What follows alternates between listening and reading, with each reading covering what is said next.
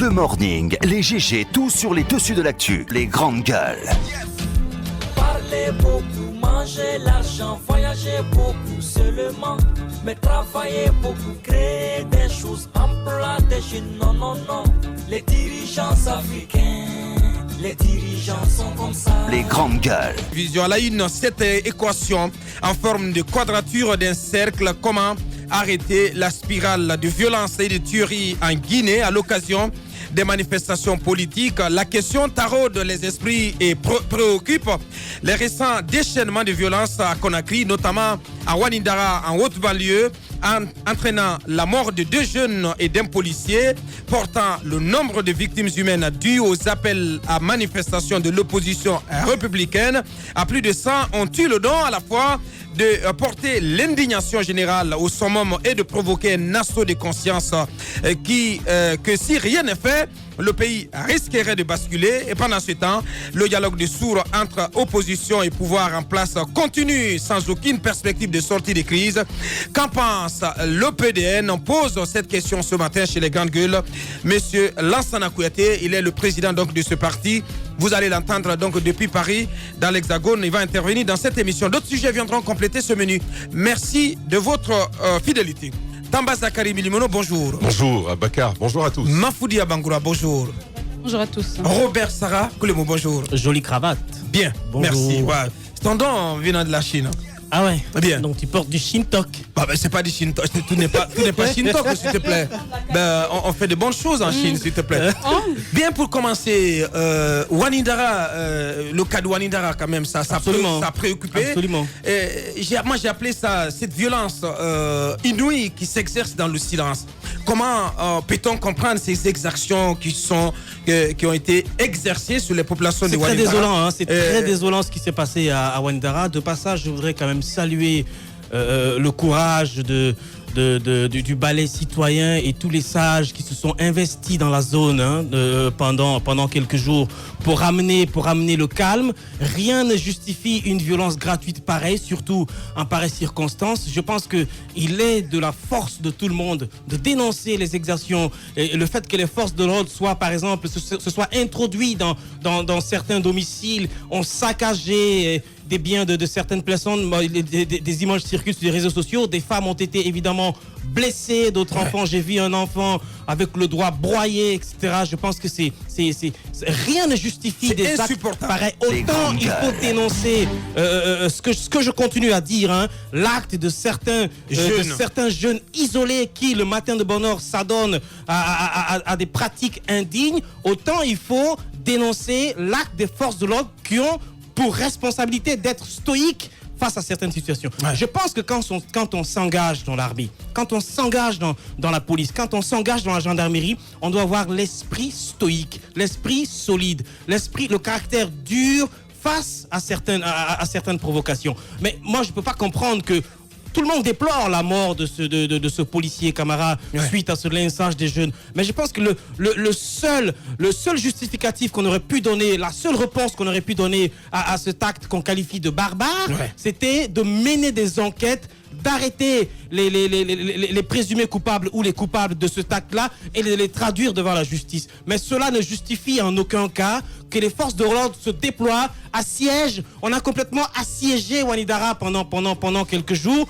Impossible de circuler, impossible pour certaines personnes de vaquer à leur activité et des biens ont été détruits, des forces de l'ordre se sont introduits dans des maisons, ont tabassé des femmes, ont caillassé des biens publics, etc. Je pense que c'était pas une bonne image de notre République que nous avons mis en avant ces derniers jours. Pour ma part, je veux dire courage à ceux qui ont perdu leurs biens. Je veux dire aussi courage aux femmes qui ont été rouées de coups. D'autres ont été complètement blessées. Elles sont encore alitées à l'hôpital. Ce qui s'est passé à Ouanidara est tout simplement indigne. Il faut le dénoncer avec force. Merci.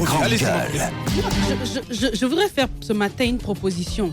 Et si on remettait les compteurs à zéro et qu'à partir de ce qui s'est passé du côté de Ouanidara, qu'on puisse montrer aux Guinéens que oui, cette fois-ci, la justice est bien réveillée.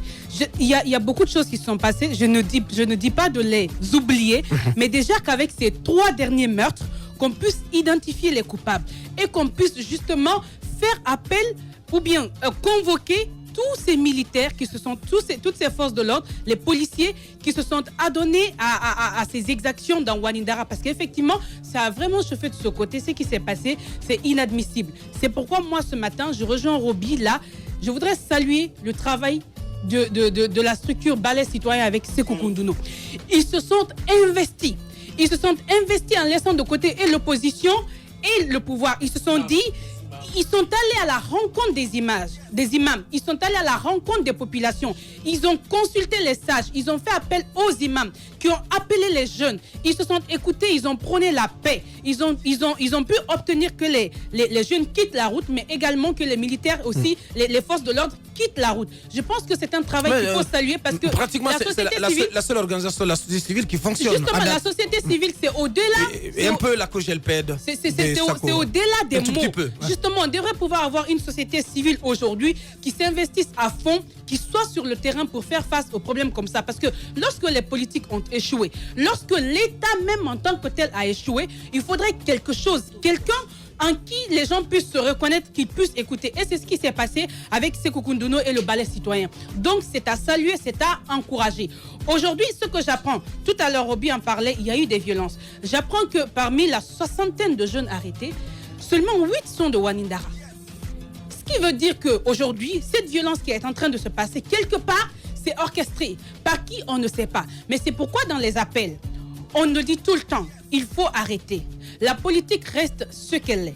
La Guinée reste notre Guinée. On ne peut pas brûler ce pays parce qu'il y a une mauvaise gestion, parce qu'il y a un accord qui a été violé par là.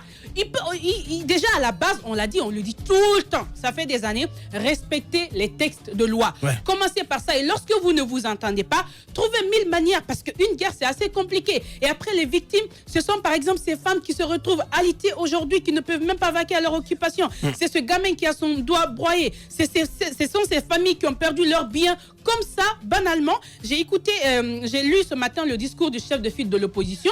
Je m'en réjouis. Vers la fin, effectivement, lui-même, il le dit, il ne faudrait pas donner la voix à ces vendeurs d'illusions, à ces Guinéens, à ces personnes qui ont envie aujourd'hui que le pays la brûle. Il le dit, pour moi, c'est comme une promesse. La Guinée ne basculera pas. Ouais. C'est un bon message et j'ose croire que le chef de file de l'opposition, il trouvera les voies et moyens pour contester ce pouvoir parce qu'il en a le droit. Il est de l'opposition, mais en même temps mettre au-dessus de la mêlée la vie des Guinéens. Et bien sûr, le gros du travail revient à l'État parce que c'est l'État qui dispose tout. C'est le chef, le président de la République, les ministres et tout qui disposent du nécessaire pour garantir le bien de la population. Donc, il faut que chacun, à son niveau, puisse s'investir pour qu'on sorte de cette situation, de cette violence inouïe. Aujourd'hui, on est là, on parle de la même chose, on ne travaille même pas. Ouais. Parce que c'est cela la vérité. Il y a un semblant de travail, mais même là, c'est au détriment de la population, mais on ne travaille même pas. Ouais. Il faut qu'on sorte de cela.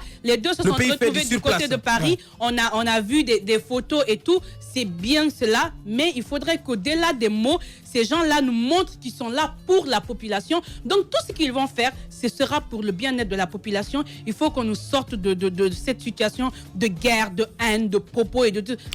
Ça ne mine à rien. Merci, Mafoudi. Allez-y, Tamba. Vous avez été victime des violences de Wanindara. Vous êtes une victime collatérale. Ah oui, samedi dernier au matin, entre 5h et 6h, mon grand frère qui avait emprunté mon véhicule, il passe donc par Wanindara et tout d'un coup, il voit le pare-brise de la voiture qui se dépièce, tout simplement. Et ensuite, il y a d'autres coups qui sont jetés, il y a d'autres projectiles qui arrivent vers la voiture, mais là, il fonce et heureusement, ouais. Il n'y a pas eu de perte en vies humaines. Bakar, ce qui arrive à Wanindara et même partout sur l'axe, c'est très, très complexe. Ouais. Très complexe parce que sur les faits, déjà, ça exige une certaine démarche.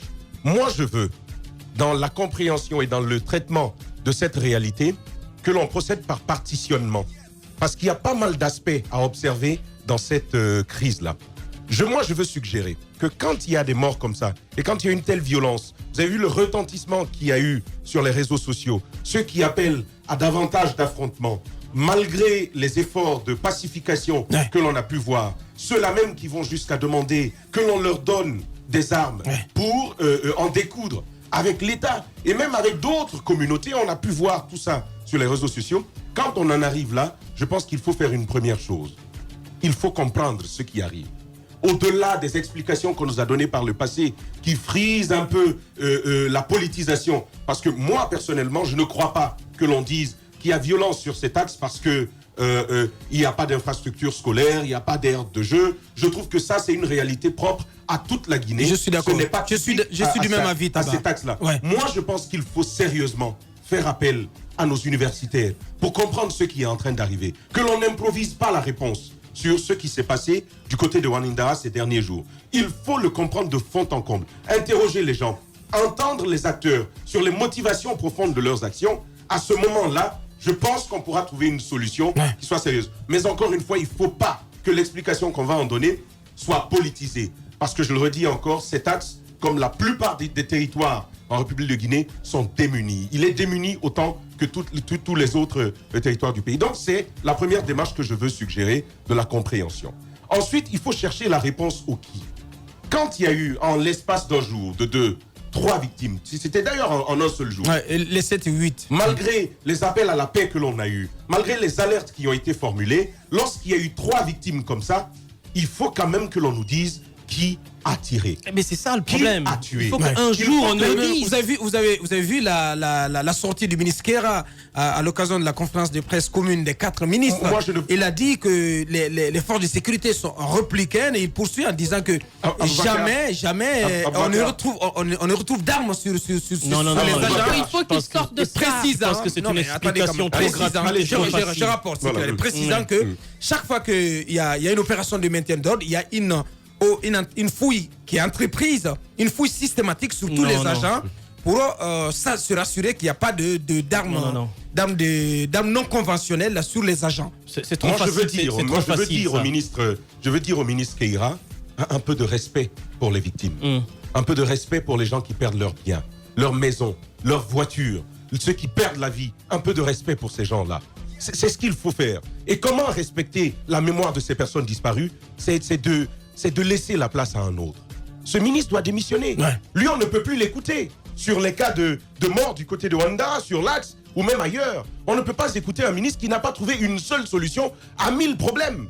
Parce qu'il y en a plusieurs, il y a combien de cas de victimes qu'il y a eu depuis qu'il est ministre? Quelle est la réponse qu'il a donnée? Et ça va de même pour le ministre de la Justice. Moi, je ne veux pas, je ne conçois pas, je ne marche pas avec ceux qui disent... Honnêtement, les deux là n'ont plus leur place. Je ne marche pas avec ceux qui disent que le ministre a tiré la sonnette d'alarme, il a fait telle communication, il a communiqué sur ci. Moi, je ne suis pas avec eux. J'ai envie de dire, il faut absolument que ces personnes quittent le gouvernement, que l'on nous trouve d'autres personnes qui sont suffisamment outillés et qui ont suffisamment de bagou et de courage pour faire face à la question de la justice. Ceux-là doivent quitter. Ça, c'est la deuxième observation que je veux faire. Mais Aboubacar, j'ai eu envie de le dire. En fait, si vous voulez, j'ai eu une sorte de démangeaison de pouvoir le dire. Ce matin, je devais le dire. Ça va encore jaser comme les gens ont l'habitude de s'en faire les comme d'habitude. Ce matin, les grandes gueules. Poser une bonne question. Mafoudia a dit qu'elle a apprécié le discours du chef de file de l'opposition. Les mots sont très beaux. Les mots sont très beaux. Mais il y a cet enregistrement qui a circulé.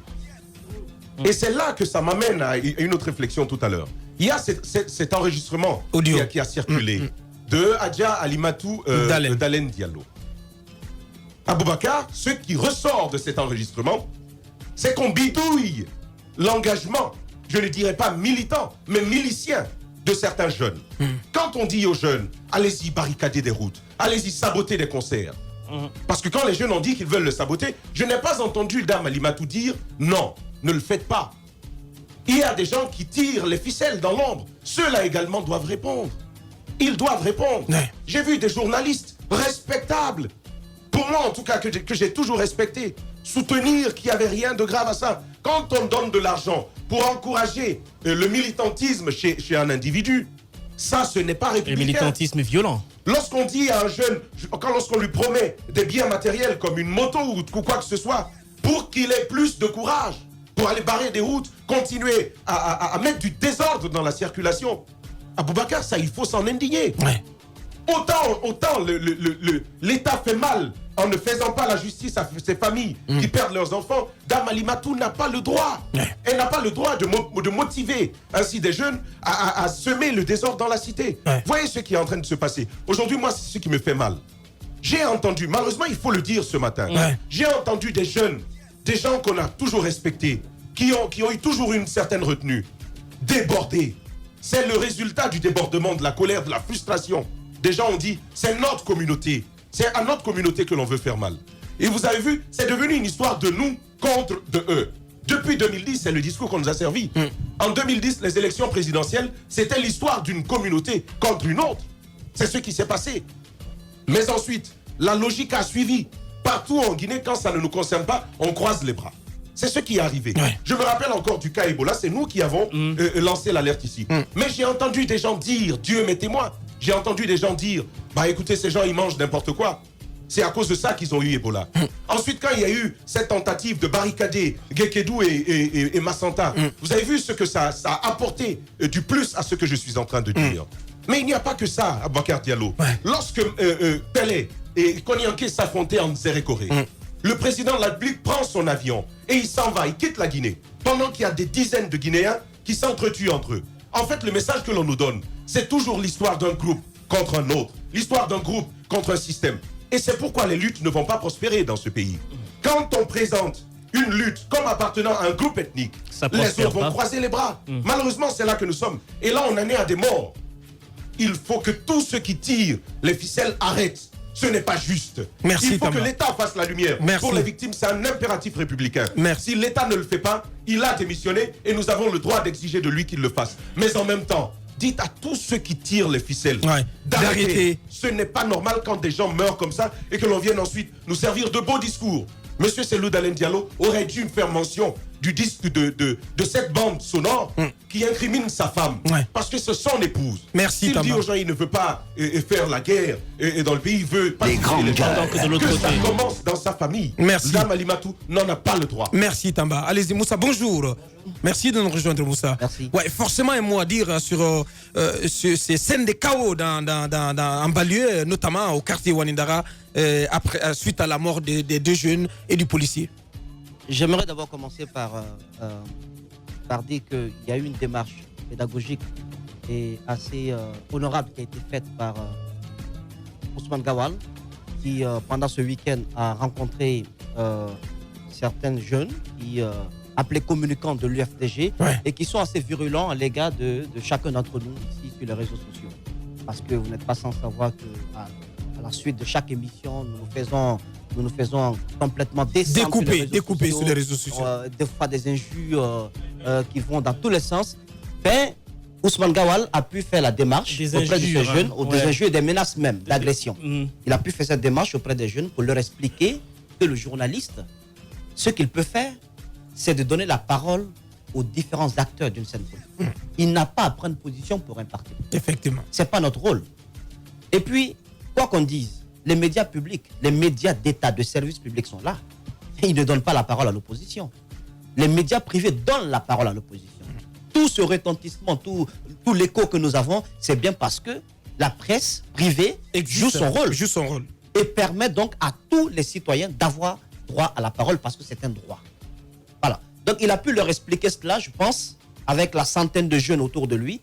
C'est une démarche que moi je salue. J'aimerais en parler ici pour que ça puisse se faire tache d'huile au niveau du RPG. Parce qu'on ne comprend pas le travail du journaliste dans ce pays. On voudrait qu'on prenne position pour un camp. Non, on le fera. On ne prend pas position pour un camp, on prendra position pour le pays. Contre une injustice, contre une inégalité, contre la barbarie. Effectivement. Eh bien, si prendre position contre une injustice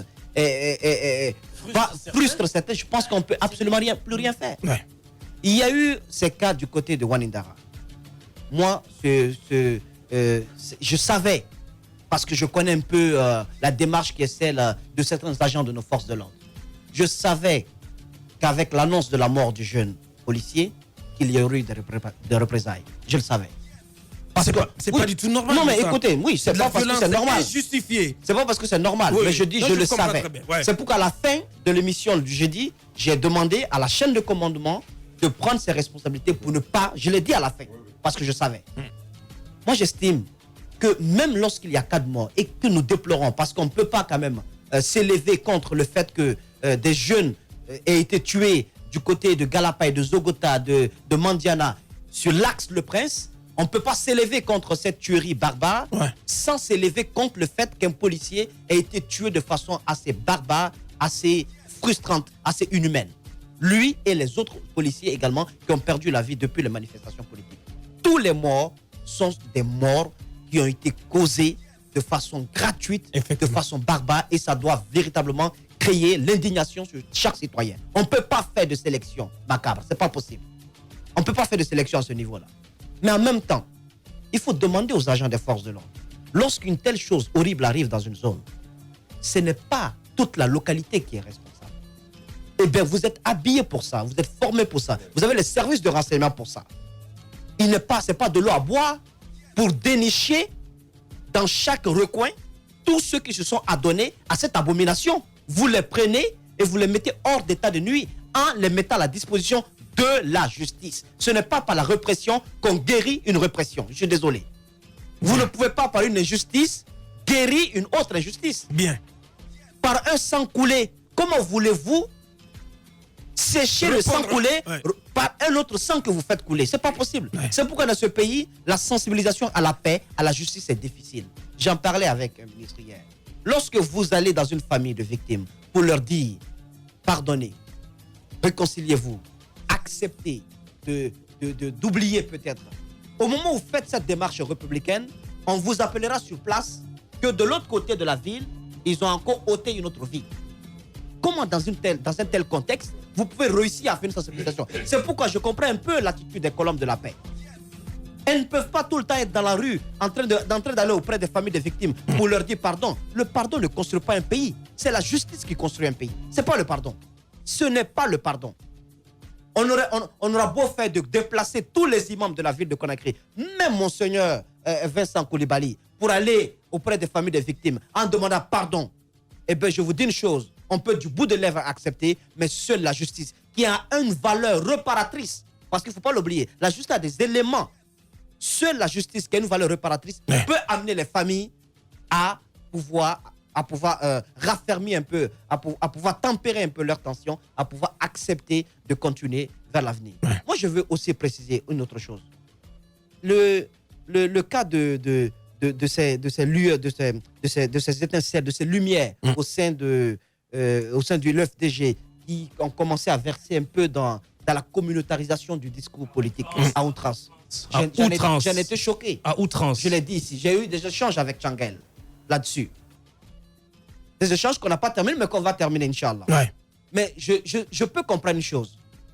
Lorsque vous appartenez à une communauté, au sein d'une nation, et que les patronymes des personnes qui ont été tuées, et que ces patronymes se ressemblent, c'est légitime que vous ayez un ressenti normal, comme quoi c'est votre communauté qui est victime. Effectivement. C'est un ressenti légitime. On ne peut pas leur arracher ça. Ouais.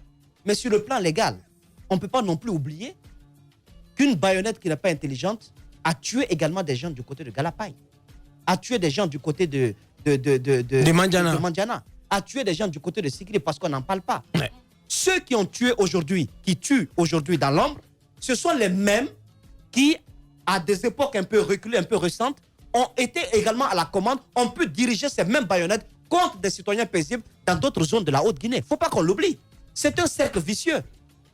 Les gens qui agissent aujourd'hui, ils n'ont pas une certaine vigilité. Rappelons-nous, ayons un peu de mémoire. Ce sont les mêmes qui dirigeaient hier leurs baïonnettes contre des citoyens du côté de la Haute-Guinée. Contre des citoyens du côté de la Haute-Guinée. Rappelez-vous, si l'État ne prend pas ses responsabilités, encore une fois, lorsque je parle de l'État, je veux parler principalement du gouvernement, il faudrait que le gouvernement, parce que c'est sa responsabilité première, d'appliquer la justice pour que les citoyens puissent avoir le sentiment qu'ils appartiennent à une même nation. C'est l'injustice qui crée le repli identitaire. C'est l'injustice qui crée le repli identitaire. Si vous laissez les morts de l'Axe être des morts d'une communauté, des morts récupérables et récupérés par un parti politique, un cimetière récupérable par un parti politique, messieurs les gouvernants, c'est normal qu'il y ait un repli identitaire et c'est normal que ces jeunes se disent c'est ma communauté qui est visée parce que c'est nous qu'on tue, c'est nous-mêmes qui enterrons nos morts, c'est nous qui pleurons nos morts. Alors que l'État est présent, l'État a l'obligation de faire comprendre à ses concitoyens qu'ils sont d'abord des citoyens guinéens avant d'être des militants de l'UFTG ou d'un quelconque parti politique. Et bien, quand une personne est tuée sur ce axe-là, c'est un Guinéen qui est mort, et bien l'État doit être présent. Mais on ne le fait pas. Bien. Aujourd'hui, écoutez, il y aura un symposium. Le policier qui est mort, moi, je n'ai pas pu regarder les images, mais il y aura un symposium à son honneur. Et on aurait pu en faire pour les autres. Mais oui, absolument. Moi, je me dis, ce pays, c'est clair. Il y a trop de lâches ici. Je ne veux pas insulter. Les grandes gueules. C'est pas normal. Ils disent la paix du bout des lèvres, mais au fond, leur démarche est complètement à l'opposé de ce qu'ils disent. Ils disent ce qu'ils ne font pas, ils font ce qu'ils ne disent pas. Il n'y a pas eu 500 morts quand même depuis que le régime Condé est là. Depuis que le régime Condé est là. Je touche du bois. Peut-être que je n'ai pas les statistiques macabres, mais heureusement, parce qu'on ne peut pas avoir une exactitude dans ce domaine aussi funeste.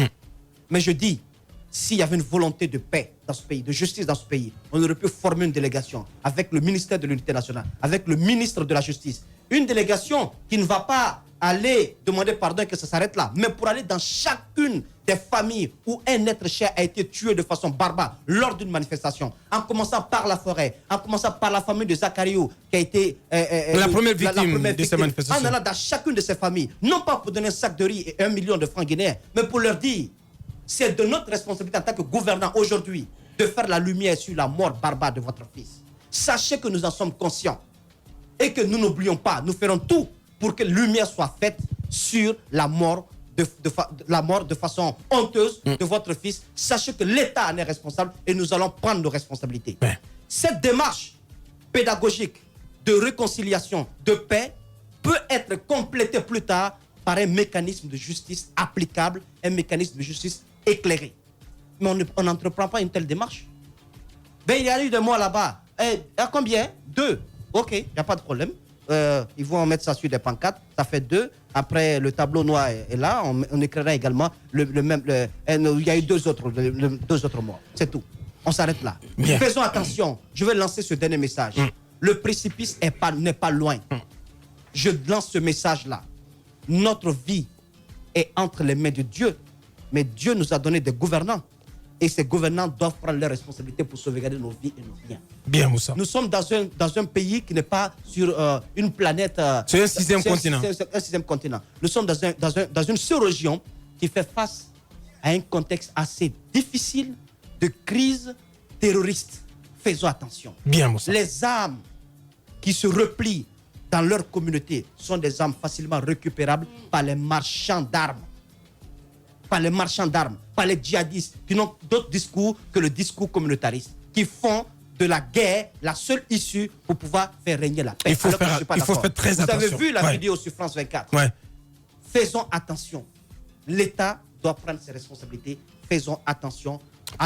Faisons attention encore une fois. La justice, seule la justice pourra libérer. Donc, merci Moussa. Je pense que le maximum a été dit. Si tout n'est pas dit, de toutes les façons, moi, ce que je voudrais dire, il faudrait que les Guinéens sachent que les gouvernants passent, l'État demeure et ce pays restera. Ouais. Et tant que ce pays restera, il est de notre devoir de faire en sorte que la paix puisse exister. Moi, je voudrais lancer un appel aujourd'hui à l'État. Il faut quand même désacraliser cette histoire de cimetière de Bambeto parce qu'on a l'impression que on a l'appellation même est gênant. Les grandes gueules. Je pense qu'aujourd'hui, il faut désacraliser ce cimetière-là. Il ne faut pas laisser les esprits faire croire que ce cimetière, c'est ce cimetière où on va tout le temps enterrer des gens qui seront morts suite à des manifestations. Tout ça, ça prépare les esprits. Tout ça, ça réchauffe les esprits. Tout ça, ça communautarise le débat. Ça braque les esprits. Ça braque les esprits, ça braque. Et encore une fois, il faut dire une chose. Tant que la justice ne va pas sévir dans ce pays-là, nous continuerons. Il y a eu le budget qui a été voté pour dédommager les différentes familles qui ont été victimes de manifestations politiques jusqu'à l'heure. Mais pourquoi ne dégageons pas ce budget-là? Pourquoi ces familles-là ne rentrent pas en possession, il ne serait-ce que de cela, pour soulager un peu leur conscience, pour au moins croire au fait que l'État est prêt à les accompagner dans leur souffrance. La dernière chose que je voudrais dire, autant on organise un symposium à la mémoire de ce policier qui a été lâchement tué du côté de Wanidara, autant chaque victime d'une manifestation, quel que soit son âge, quelle que soit son appartenance politique, devrait faire l'objet d'un tel événement pour au moins lancer un message à sa famille et succédemment. Mais regardez un peu lorsqu'il y a des victimes, regardez un peu lorsqu'il y a des tueries. Allez-y un peu visiter la morgue lorsque les familles viennent récupérer les enfants ou les jeunes qui sont tués dans la rue. Mais c'est pitoyable, ils sont esselés. Vous n'avez la présence d'aucune autorité de l'État. Moi, j'en ai assisté à 2 autres où vous n'avez la présence d'aucune autorité de l'État. Alors, les 2 dernières auxquelles moi j'ai assisté, c'était en compagnie du ministre Gassama Diaby qui, lui, en voyant cela, a presque coulé les larmes parce que pour lui, c'était impossible que des jeunes comme ça soient tués dans les manifestations et que l'État ne vienne pas accompagner les familles dans le processus d'inhumation. On laisse une récupération politique. Et oui. Gassama était en contact avec Sékou Koundono lorsqu'il était sur le terrain à Wanindara. Je pense qu'il y a eu des échanges pour que les démarches puissent aller auprès des imams, auprès des leaders d'opinion. Il a pu rester en contact avec lui sur le terrain parce que tout simplement, tout ce qui touche aux droits de l'homme, ben, vous savez, je pense que ce sont des démarches qui, aux yeux de plusieurs, ne valent rien, mais pour des familles qui pleurent la douleur de la perte d'un âme, c'est un acte éminemment important. Il faudrait que l'État sorte aussi de cette façon de regarder à distance tous ceux qui sont morts du fait des manifestations politiques en eux-mêmes participant au catalogage et de participer à un moment donné à récupérer l'événement funéraire et en faire un événement national pour qu'au moins les familles puissent se sentir un peu soulagées, les familles puissent sentir la présence de l'État. Une dernière chose très rapidement. Oui, allez-y. Tamba parlait de solutions par rapport à l'axe. Moi, j'ai proposé, il faut dire à l'État de prendre à un moment donné ses responsabilités. Tous ces jeunes qui sont sur l'axe et qui s'adonnent à des violences, la plupart des jeunes, 60-70%, sont des jeunes qui dorment à même les rues, à même les marchés, etc. L'État peut leur proposer, dans cette zone, une formation professionnelle gratuite. C'est la responsabilité de l'État. Il faut les aider à sortir de la rue. À sortir de l'oisiveté. C'est aussi la responsabilité. Vous ne pouvez pas rester là à regarder les gens tout en leur disant vous êtes violents, vous êtes violents, vous êtes violents. Les grands leur proposer des solutions de sortie de violence. Il faut les proposer une perspective d'avenir. Bien. Allez-y, Tamba. Moi, je veux qu'on sorte ces histoires de symposium. On fait un symposium. Éviter qu'il y ait des morts. Des gens qui... C'est aussi simple que ça. Il faut éviter qu'il y ait des morts. Et s'il y en a eu... Mais en même temps, on est face à une situation. Laisse-moi y aller. On est face à une situation. S'il y en a eu, on donne un symposium à cet agent des forces de l'ordre. Que fait-on d'établir la lumière sur qui l'a tué? C'est pourquoi il faut faire l'effort de nous trouver un ministre suffisamment engagé, suffisamment courageux pour faire la lumière sur ces 4 victimes. Il y a combien de victimes aujourd'hui? Non, si. Roby, c'est un problème de leadership. Roby est le seul ministère. Le ministère de la Sécurité, à ma connaissance. Attends, le ministère de la Sécurité, à ma connaissance, si vous faites les statistiques, en 8 ans de pouvoir de Alpha Condé, il y a eu 6 ministres à la sécurité. Donc, une moyenne de 1 ministre par an. Qu'est-ce qu'un ministre peut faire pendant une année? Roby, je vais te dire. Dans une entité aussi pourrie que la police. Je pense que les réformes sont nécessaires, les réformes solides sont nécessaires, et en une année, on ne peut pas faire de réformes. Je pense que ce n'est pas la cadence de changement des ministres qui va être la solution au ministère de la Sécurité. Il faut que la justice accompagne. Maître Cheikh Sako a une longévité imparable au niveau du ministère de la Justice, mais quel résultat il a dans ce domaine? Rien du tout. Rien du tout. Merci, Roby. Alors, ce n'est pas ça qu'il s'agit, à mon avis. Je suis convaincu que si nous avions un ministre, sans faire la promotion de qui que ce soit, si nous avions un ministre comme Gassama, je pense que les choses... À la justice. Absolument, ça aurait été différent. Moi, je dis tout simplement, mais si, c'est une histoire de personne. C'est ton avis, laisse-moi terminer, s'il te plaît, tu pourras réagir. Alors, je pense personnellement que, à Bakar, quand il y a... Aujourd'hui, on table autour de 103 victimes. Quand il y a 100 victimes dans un pays et qu'il n'y a pas eu de lumière, vous, ministre de la Justice, vous faites quoi? Mais vous démissionnez. Mais c'est ce qu'il faut faire. Ouais, bien sûr. Pourquoi est-ce qu'il est toujours là? Moi, je pense qu'il nous faut trouver quelqu'un qui fasse la lumière. 103 victimes, c'est inacceptable.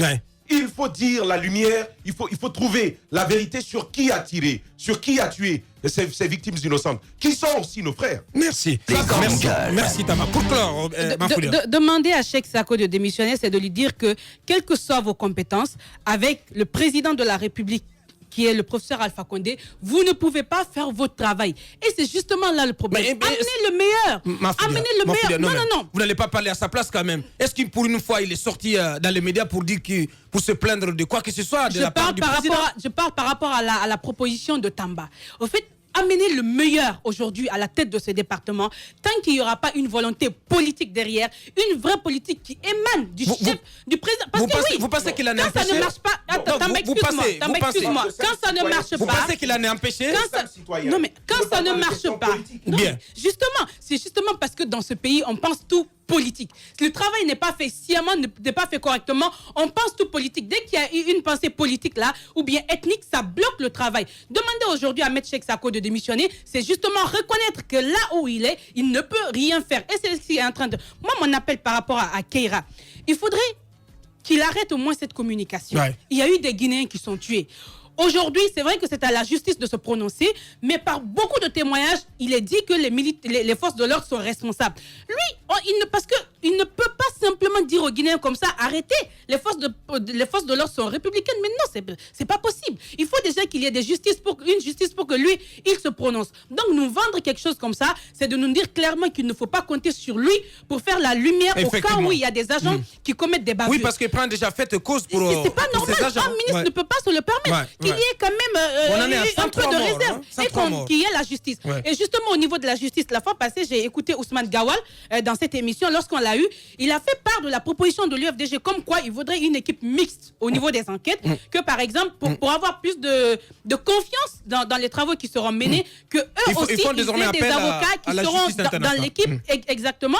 Moi, je pense qu'il faudrait répondre à cette demande de l'opposition, les amener à proposer des personnes. C'est une manière de rassurer et pourquoi pas de garantir le travail qui sera fait, parce qu'encore une fois, tant qu'on ne trouvera pas les coupables qui seront punis, tant que l'impunité prendra le dessus, on ne va pas sortir de cette crise, parce que c'est l'impunité le problème. Une fois qu'un est puni, l'autre ne fera pas pareil. Mais aujourd'hui, les gens se sentent fortes de l'impunité qui prévaut aujourd'hui. Bien évidemment, ça va continuer. Merci Mafoudia. La Guinée d'Alpha Condé telle qu'elle se porte. La suite dans un instant. Politiciens véreux, fonctionnaires corrompus, promoteurs immobiliers voyous, justice passive. La Guinée devient-elle mafieuse? Les grandes gueules d'Adafo Média ne lavent pas plus blanc, mais vous permettent de défendre votre pays en vous informant. Avec les grandes gueules d'Adafo Média, dénoncez les turpitudes, nous garantissons le secret des sources. Envoyez vos documents à espacefmguinée.info, rubrique Contact. Les grandes gueules d'Adafo Média ou le socle de la liberté d'expression en Guinée.